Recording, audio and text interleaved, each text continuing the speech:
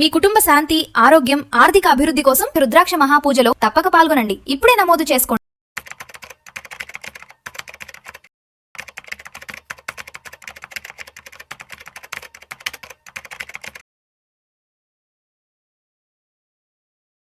నమస్తే సాయిరామ్ గారు. నమస్తే మేడం. సాయిరామ్ గారు, వచ్చే 10 సంవత్సరాల్లో మనం 1 కోటి సంపాదించాలి అంటే మన శాలరీల నుంచి ఎలా సేవ్ చేయాలి, ఆ బడ్జెట్ ప్లానింగ్ కానీ, ఆ ఫినాన్షియల్ ప్లానింగ్ కానీ, ఇవన్నీ ఎలా వేసుకోవాలంటారు? సో ఈ కోటి సంపాదించాల్సిన డ్రీమ్ అయితే మాత్రం చాలా మందికి ఉంటుంది. It may be for various reasons. కొంతమందికి ఏంటంటే కిడ్స్ ఎడ్యుకేషన్ కోసం. సో కిడ్స్ ఎడ్యుకేషన్ అంటే గుర్తొచ్చింది, మొన్న ఒక క్లయింట్కి ప్లానింగ్ చేసి, సో బీటెక్ ఈరోజు ఆల్మోస్ట్ 4 years కలుపుకుంటే 50 lakhs యూనివర్సిటీ. సో ఇప్పుడు 50 ఉంటే కనుక ఈజీగా ఒక 6-7 yearsకి అది 1 CR అయితే అయిపోతుంది. సో కొంతమంది ఏమో ఇంటి కోసం అనుకుంటారు, కొంతమంది ఏమో రిటైర్మెంట్ పర్పస్. సో రీజన్ ఏదైనా కానీ చాలామంది ఆ కోటి అనే నెంబర్ మీద మాత్రం చూస్తూ ఉంటారు. సో ఈ కోటి ఎలా సంపాదించాలి? సింపుల్గా 10 years ప్లాన్. ఎందుకంటే మనం లాంగ్ టర్మ్ పెట్టుకుంటే కనుక దాన్ని చాలామంది అంత సస్టైన్ చేయలేరు, అంత ఇన్నేళ్ళు ఎవరు చేస్తారు అనుకుని ఫ్లైట్ తీసుకునే ప్రమాదం కూడా ఉంది. 10 yearsలో మనం 1 crore సంపాదించాలి అంటే నేను మంత్లీ ఒక 44,000 rupees ఒక డైవర్సిఫైడ్ ఈక్విటీ ఫండ్లో 12% రిటర్న్ ఇచ్చే దాంట్లో నేను ఇన్వెస్ట్ చేసుకుంటూ వెళ్తే కనుక నాకు 10 years తర్వాత వస్తుంది. అంటే డైవర్సిఫై చేసుకోవాలి అంటే ఒక దాంట్లో పెట్టొద్దు అంటున్నారు. ఒక దాంట్లో ఎప్పుడు మనం పెట్టకూడదు. సో ఒక దాంట్లో పెడితే ఏమైందంటే అది రేపు ఒకవేళ ఏదైనా ఇష్యూ వస్తే లాస్. సో మనకి వెల్త్ మేనేజ్మెంట్లో అండ్ ఈ ఫైనాన్స్ ఇండస్ట్రీలో ఒక సేయింగ్ ఉంది, don't keep all your eggs in a single basket. So ఏదైనా డ్యామేజ్ అయితే మొత్తం పోతుంది. సో అందుకని మనం డైవర్సిఫైడ్ ఫండ్ అంటే ఏంటంటే ఒకే కేటగిరీ ఆర్ ఒకే స్టైల్ ఇన్వెస్ట్ చేయదు. It will invest across the market caps and across the sectors. Risk కొంచెం తగ్గించడం. సో 44,000 ఇన్వెస్ట్ చేయాలి మంత్లీ. సో 44,000 అంటే ఇట్స్ నాట్ ఎన్ ఈజీ. ఏదైతే 1.5 lakh ఆర్ 2 lakhs ఇన్కమ్ తగ్గట్టు ఉండాలి. హౌస్ హోల్డ్స్కి అయితే అది కుదురుతుంది. బట్ ఇక్కడ ఏంటంటే అంత భయపడాల్సిన అవసరం అయితే లేదు. ఎందుకంటే లాస్ట్ 10 yearsలో మనం ఇన్కమ్ గ్రోత్ అయితే చూసాం. చాలామంది హూ స్టార్టెడ్ విత్ 20,000, 30,000 ఇప్పుడు 1 lakh పైన చాలామంది ఉన్నారు. సో ఈ గ్రోత్ అనేది ఉంటుంది. ఇక్కడ మనం ఏంటంటే స్టార్టింగ్ చేయటం అనేది ఇంపార్టెంట్. స్టార్ట్ చేయటం investment they can do with 15,000 or 25,000 also. దాన్ని కన్సిస్టెంట్గా స్టెప్అప్ చేసుకుంటూ వెళ్ళాల్సి వస్తుంది. సో ఇప్పుడు నేను ఒక 25,000 రూపీస్తో స్టార్ట్ చేశాను. 1 lakh నా income, family income. So starting 25,000 rupees it's a considerable savings rate.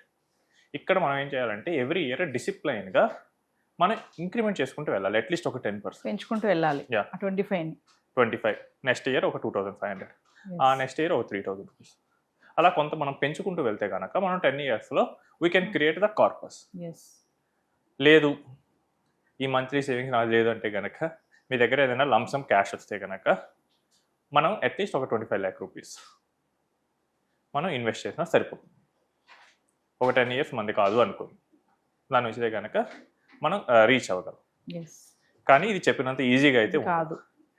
ఎందుకంటే ద మూమెంట్ మీరు ఒక 10 or 15 lakhs క్రాస్ అయిన తర్వాత ఇంకా మనకి బ్రెయిన్లోకి డిఫరెంట్ థాట్స్ వస్తూ ఉంటాయి. ఎందుకు పెట్టాలి ఇంత అమౌంట్, ఇది కాకుండా వేరేది ఎక్కడైనా చేద్దాం. సో నేనే చెప్తాను కొన్ని కేసెస్. లాస్ట్ ఇయర్ మనకి గోల్డ్ సిల్వర్ ర్యాలీ ఇచ్చింది. సో ర్యాలీ స్టార్టింగ్లో ఎవ్వరూ రారు. ఎప్పుడైతే వాల్యూస్ పీక్గా వెళ్ళాయి, సిల్వర్ అరౌండ్ 4 lakhsకి వెళ్ళింది, గోల్డ్ 1.5 lakh దాటినప్పుడు 1.8కి వెళ్ళినప్పుడు ఇక్కడ ఏం రిటర్న్ రావట్లేదు కదండి, దీన్ని తీసేసి అది కొందాం, అది బాగా పెరుగుతుంది కదా, మా ఫ్రెండ్ కొన్నాడు లేకపోతే వాళ్ళకి తెలిసిన వాళ్ళు కొన్నాళ్ళు, ఇలా చెప్పి చేస్తూ ఉంటారు. ఇంకొంతమంది ఏంటంటే వీళ్ళు ఇన్వెస్ట్ చేయడం మొదలు పెట్టిన దగ్గర నుంచి రీసెర్చ్ కొంచెం మొదలు పెడతారు. ఫస్ట్ చాలామందికి ఏంటంటే they don't know what is an equity, what is an stock, what is a mutual fund, ఇవి ఏమీ తెలియదు. బట్ స్లోగా ఏం చేస్తారంటే ఈ నాలెడ్జ్ అనేది పెంచుకుంటూ ఉంటారు. బియాండ్ ఏ పాయింట్ దాటినప్పుడు ఏమవుతుందంటే ఇది ఓవర్ నాలెడ్జ్ అయిపోతుంది. సో స్టాక్స్లో పెడితే ఎక్కువ మనీ వస్తుందంట.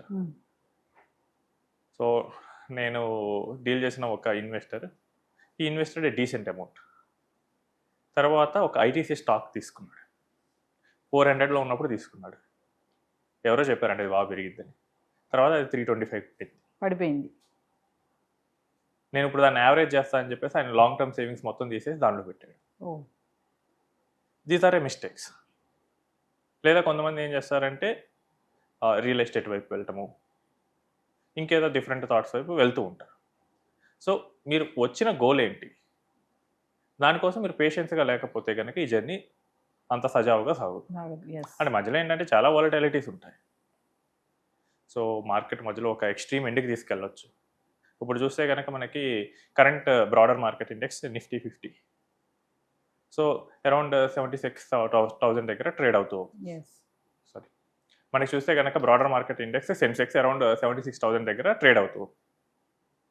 సో ఈ 2 years పెద్ద ఆల్మోస్ట్ రిటర్న్ ఏమీ లేదు. సో ఈ రిటర్న్ లేదు, ఇక్కడ ఇంకా ఇన్వెస్ట్ చేయాలా ఇలా అనుకుంటారు. బట్ మీరు దేనికోసం వచ్చారు? 10 years తర్వాత మీకు ₹1,00,00,000 కావాలి, target. Second year third year పెరగలేదు, ఇదంతా ఎందుకు? మనకి ఈ మార్కెట్ 2018లోనూ వచ్చింది అండ్ 2010లో కూడా ఉంది. 2010లో దివాళీ తర్వాత సెన్సెక్స్ ఆల్ టైమ్ హైకి రీచ్ అయింది 20,000 points, తర్వాత పడుతూ వచ్చింది. అండ్ ఈ టైంలో లంసమ్ ఇన్వెస్టింగ్ వర్కౌట్ అవ్వలేదు, ఎస్ఐపి ఇన్వెస్టింగ్ కూడా వర్కౌట్ అవ్వలేదు 2010 నుంచి 2014 మధ్య. But suddenly after 2014 stable government form అవగానే సెంట్రల్లో ఈ 4 years ఏదైతే నాన్ పర్ఫార్మెన్స్ ఉందో అదంతా ఒక ఇయర్లో కవర్ అయిపోయింది. హిస్టరీ ఇలాంటి చాలా ఇన్సిడెన్సెస్ ఉన్నాయి. 2018లో కూడా మనకి mid and small caps perform చేయలేదు. బట్ కోవిడ్ ఫాల్ తర్వాత అవన్నీ పర్ఫామ్ చేయడం మొదలుపెట్టాయి. సో ఈ షార్ట్ టర్మ్ మైండ్తో ఉండి నేను రాంగ్ చేస్తున్నానే అనుకొని బయట తీసేస్తే కనుక మిస్ అవుతుంది ఈ జర్నీ. అంటే స్కిప్ చేయకూడదు. ఒకవేళ Yeah. మార్కెట్ డౌన్ఫాల్లో ఉన్నా కూడా వీ హ్యావ్ టు కంటిన్యూ అంతే దాన్ని. సో మార్కెట్ డౌన్లో ఉందంటే కనుక మనకి ఆ స్టాక్స్ కానీ ఆ కరెస్పాండింగ్ యూనిట్స్ కానీ తక్కువ ప్రైస్లో దొరుకుతాయి. Hmm. సో మనం మనం మంత్లీ చేసే ఎస్ఐపి అక్కడ ఏంటంటే మనం హయ్యర్ వాల్యూలో కొంటున్నాం. ఇప్పుడు మార్కెట్ పడినప్పుడు ఏమవుతుంది, తక్కువలో దొరుకుతుంది. సో ఇప్పుడు నాకు ఐఫోన్ 17 or 18 50,000 దొరుకుతుంటే కొంటాం కదా ఖచ్చితంగా. సో మార్కెట్ తక్కువ ఉంది, ఇవన్నీ ఆలోచించాం కదా అక్కడ. సేమ్ మనకి యూనిట్స్ కూడా అలానే. లేదా గోల్డ్ మనకి 1 lakh దొరికితే ఇప్పుడు ఖచ్చితంగా కొంటాం. సో మనకి ఇవి కూడా అలానే ఆలోచించుకోవాలి. సో చాలామంది ఇన్వెస్టర్లు ఏంటంటే గోల్డ్ మీద కరెక్ట్గానే ఆలోచిస్తారు, రియల్ ఎస్టేట్లో కరెక్ట్గానే ఆలోచిస్తారు, కానీ ఈక్విటీస్లో కరెక్ట్గా ఆలోచించరు. సేమ్ ఈ 3 క్యాపిటల్ అసెట్సే, దాన్ని కరెక్ట్గా ఆలోచిస్తే కనుక తక్కువలో ఉంది అంటే కనుక మనకి మనం పెట్టే మనీకి ఎక్కువ యూనిట్స్ వస్తున్నాయి. ఇవి పెరిగితే కనుక మనకి తొందరలో ప్రాఫిట్ ఎక్కువ వస్తుంది. సో ఎప్పుడైనా కానీ ఎస్ఐపిస్ కానీ ఇన్వెస్ట్మెంట్ అనేది కానీ మార్కెట్ పడినప్పుడు మాత్రం ఆపకూడదు. మార్కెట్ బాగా పడినప్పుడు ఇట్స్ బయింగ్ టైం. ఎవరైతే ఆపుతారో వాళ్ళందరూ రిటర్న్స్ మిస్ అవుతారు. ఓకే. సో ఎవరైతే కంటిన్యూ చేశారో వాళ్ళకి మాత్రం మంచి మంచి రిటర్న్స్ వచ్చాయి. అండ్ మనకేంటంటే investment return versus investor return అని ఉంటుంది. ఇన్వెస్ట్మెంట్ రిటర్న్ అంటే ఆ ఇన్వెస్ట్మెంట్ ఎంత రిటర్న్ ఇచ్చింది, ఇన్వెస్టార్ రిటర్న్ అంటే అందులో ఇన్వెస్టర్ ఎంత తీసుకున్నారు. సో ప్రపంచవ్యాప్తంగా చూస్తే కనుక ఇన్వెస్ట్మెంట్ రిటర్న్ ఎప్పుడు ఎక్కువ ఉంటుంది ఇన్వెస్టార్ రిటర్న్ కన్నా. ఇన్వెస్టర్ రిటర్న్ అందులో సగం కూడా ఉండకపోవచ్చు. ఏంటంటే ఇన్వెస్టర్కి ఉండే వేరియస్ బయాసెస్ వల్ల, వాళ్ళకు ఉండే ప్రిజుడియస్ ఒపీనియన్స్ వల్ల వీళ్ళందరూ ఆ రిటర్న్ మిస్ అవుతారు. It's not only in equity, it is across asset classes. Real ఎస్టేట్లో జరుగుద్ది, నెక్స్ట్ గోల్డ్ జరుగుతుంది, నెక్స్ట్ ఫిక్స్డ్ ఇన్కమ్లో జరుగుతుంది, ఈక్విటీస్లో జరుగుతుంది. అన్ని అసెట్ క్లాసెస్లో ఇన్వెస్ట్మెంట్ రిటర్న్ కన్నా తక్కువే ఉంటుంది. ఎందుకంటే వాళ్ళు ఆ టైం పీరియడ్ హోల్డ్ చేయరు. బట్ ఎవరైతే హోల్డ్ చేస్తారో వాళ్ళు ఈజీగా రిటర్న్ సంపాదిస్తారు. అండ్ మనం ఇక్కడ అనుకున్నట్టు 10 yearsలో 10 crores సంపాదించాలి. 10 yearsలో 1 crore సంపాదించడం అనేది చాలా ఈజీ. అది కూడా ఫైనాన్షియల్ డిసిప్లైన్ ఉంటే. Discipline and maintain an emergency fund and have a good health insurance and life insurance. ఈ 3 కనుక ప్రాపర్గా మెయింటైన్ చేస్తే ఖచ్చితంగా ఇన్కమ్స్ పెరుగుతాయి. సో ఇన్కమ్స్ పెరగకుండా అయితే ఉండదు. మీకు డౌట్ ఉంటే కనుక 2000 నుంచి 2010 మధ్య చూసుకోండి, 2010 నుంచి 20కి చూసుకోండి, 20 నుంచి ఇప్పటికి చూసుకోండి, ఇన్కమ్ అయితే పెరుగుతూనే ఉంది కదా, జనరేట్ అవుతూనే ఉంది. సో మనకు కూడా మనం తక్కువ స్టార్ట్ చేసినా కానీ డిసిప్లైన్గా మనం ఇన్వెస్ట్ చేసుకుంటూ దాన్ని పెంచుకుంటూ వెళ్తే కనుక ఖచ్చితంగా మనం reach అవ్వగలం.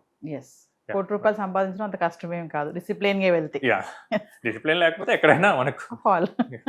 Thank you sir. Right.